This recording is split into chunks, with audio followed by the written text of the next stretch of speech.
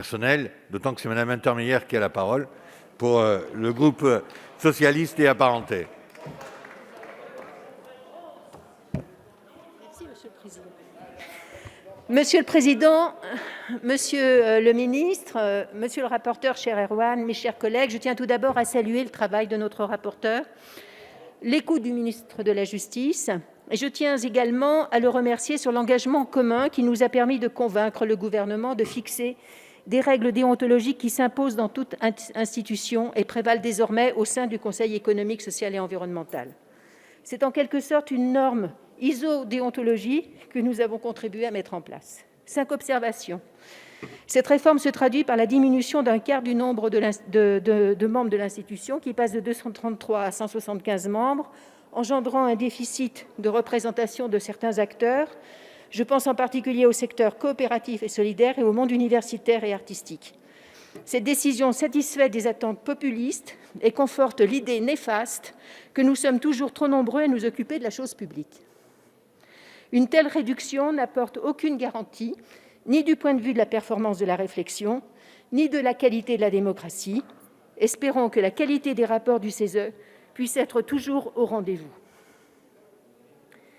Deuxième observation, dans le même esprit, il est regrettable qu'ait été maintenue, contre l'avis du Sénat et le nôtre, la disposition prévoyant que la saisine du CESE excluait celle d'autres organismes.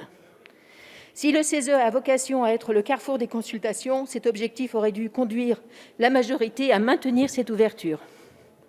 Nous, parlementaires, saurons consulter ces organismes ainsi écartés par l'exécutif.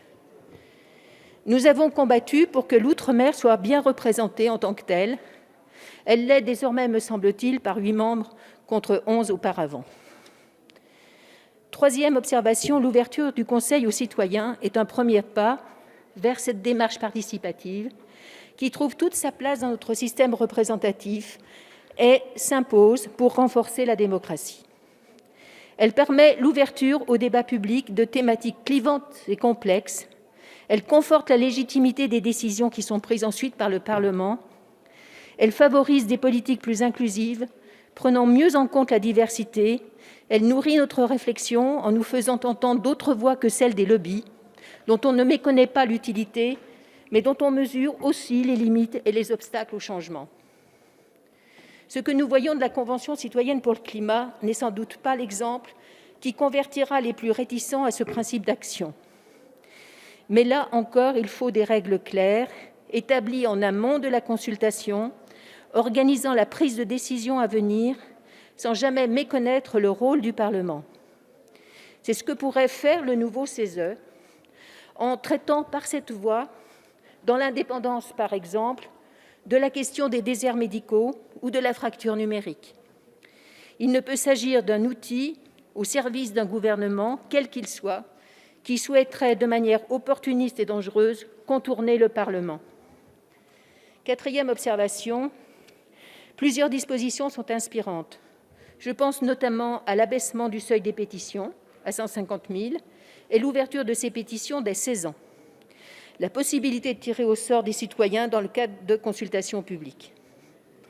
Cette ouverture satisfait celles et ceux qui, comme moi, militent depuis des années pour que son expression soit sollicitée par tout moyen.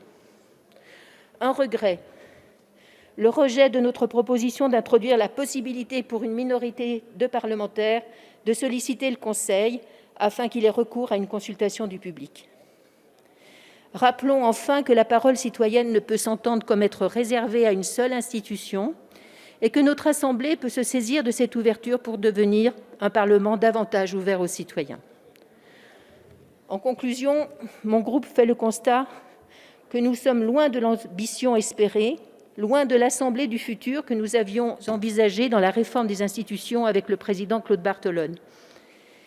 Si elle a le mérite de s'ouvrir à la parole citoyenne, il est regrettable que cette opportunité ne soit pas saisie pour en faire un meilleur outil de prospective, travaillant sur le long terme aux côtés du Parlement.